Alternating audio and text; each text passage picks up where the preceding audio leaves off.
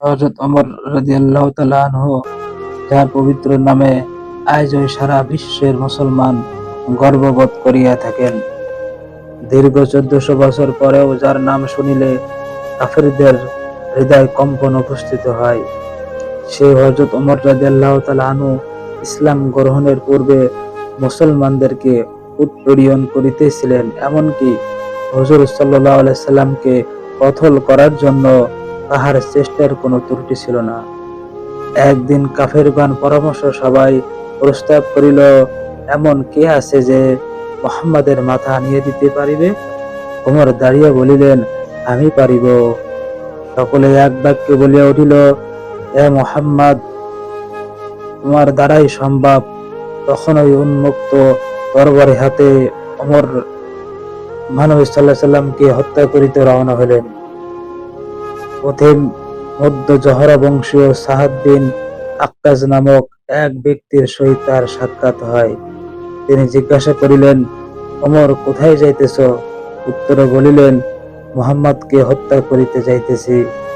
সাহাদ বলিল, তবে কি বনি হাশেম, জোহরা এবং বনি আবেদে মানাফ নিছুপ হইয়া বসিয়া থাকিবে? তারাও তো তোমাকে হত্যা করিয়া ফেলিবে। ইহাতে ওমরের দিমাগ বিগড়াইয়া গেল। বলিল, মনে হইতেছে তুমিও বেদিন অর্থাৎ মুসলমান হইয়া গেছ, সুতরাং প্রথমে তোমাকে শেষ করিয়া দিব। এই বলিয়া তরবারি বাহির করিলেন। হযরত সাহাদ তরবারি উঠাইয়া বলিলেন, হ্যাঁ, আমি তাহার জন্য প্রস্তুত। তবে প্রথমে নিজের ঘরে খবর লাও, যেহেতু তোমার ভগ্নী ও ভগ্নীপতি ইসলাম গ্রহণ করিয়াছেন। একথা শুনিয়া ওমরের রাগ হইয়া সোজা ভগ্নীর বাড়িতে গিয়ে উপস্থিত হইলেন। সেখানে হযরত খাব্বাব রাদিয়াল্লাহু তাআলা আনহু, যাহার আলোচনা স্বয়ং ঘটনা ব্যক্ত হইয়াছে। দরজা বন্ধ করিয়া স্বামী স্ত্রী দুইজন কোরআন শিক্ষা দিতেছিলেন।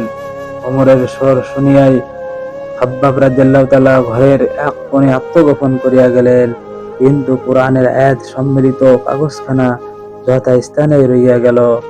হযরত ওমর রাদিয়াল্লাহু তাআলা আনহু ঘরে ঢুকাইয়া হাতের লাঠি দ্বারা বোনের মাথায় আঘাত করিলেন। ফলে মাথা হইতে রক্ত প্রবাহিত হইতে লাগিল। ওমর রাদিয়াল্লাহু তাআলা আনহু বলিলেন, আমার জাহানের দুশমন কোথাকার, তুইও তো কি বেদিন হইয়া গেলি? ঘর হইতে কাহার এবং কিসের আওয়াজ আসিল?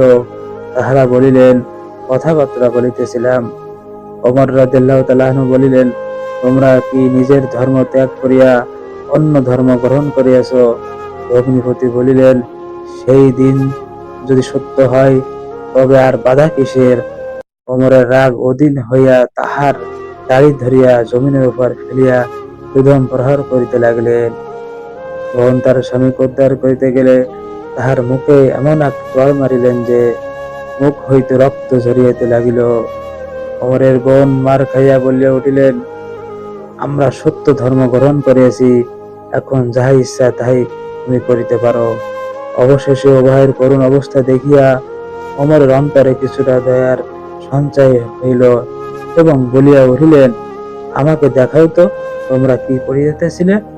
ভগ্নী ফাতেমা রাদিয়াল্লাহু তাআলা আনহা বলিয়া উঠিলেন, তুমি অপবিত্র, আর আমাদের কোরআন অপবিত্র অবস্থায় স্পর্শ করা যায় না।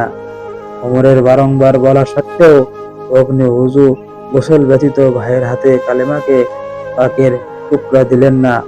অতঃপর ওমর রাদিয়াল্লাহু তাআলা আনহু গোসল করিলেন এবং ওজিফাখানা হাতে লইয়া পড়িতে আরম্ভ করিলেন।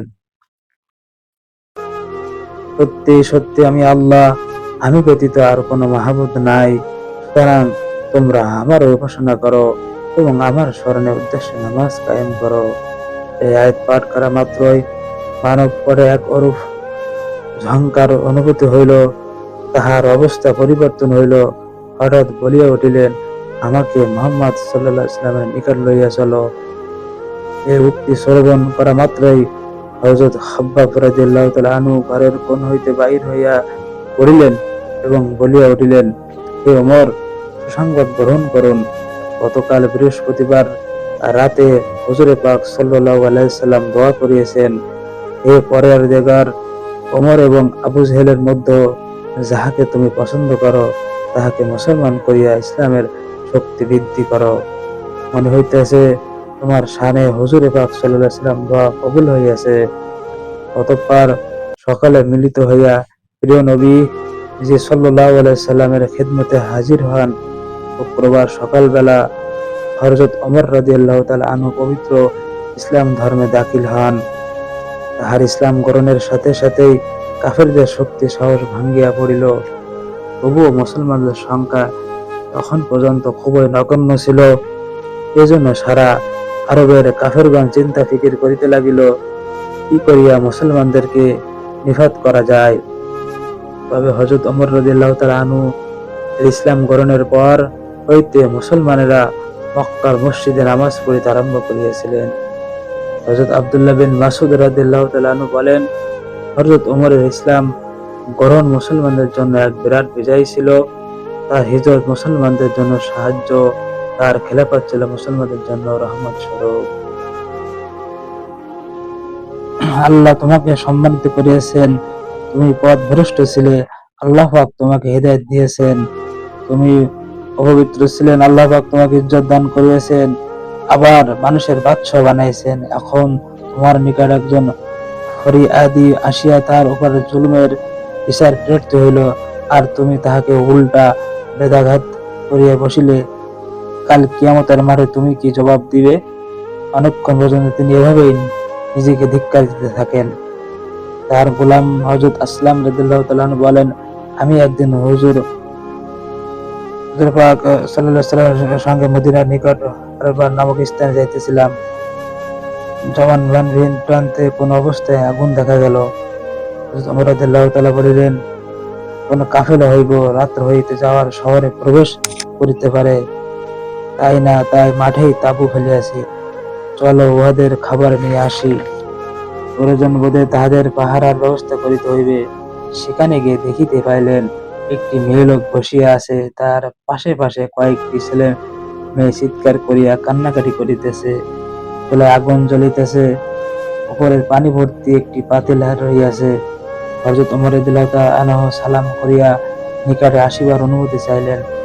আনহু কাঁদিয়া উঠিয়া বলিলেন, আল্লাহ তোমার উপর রহমত নাজিল করুন।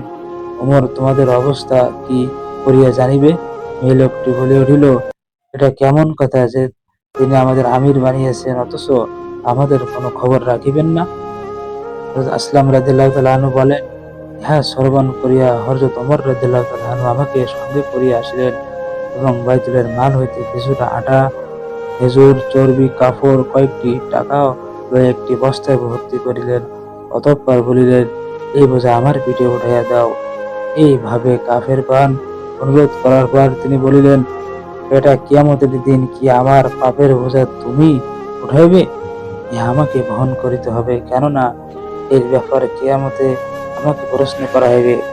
অবশেষে বাধ্য হইয়া আমি বস্তা তাহার কোমরে উঠিয়া দিলাম। তিনি খুব দ্রুত গতিতে এই লোকটির নিকট চলিয়া গেলেন। আমিও সঙ্গে ছিলাম। সেখানে গিয়েই তিনি হাঁড়িতে আটা এবং কিছুটা চর্বি এবং খেজুর ঢালিয়া দিলেন এবং চুলায় আগুন দিয়া নিজেই ফুঁকিতে আরম্ভ করিলেন।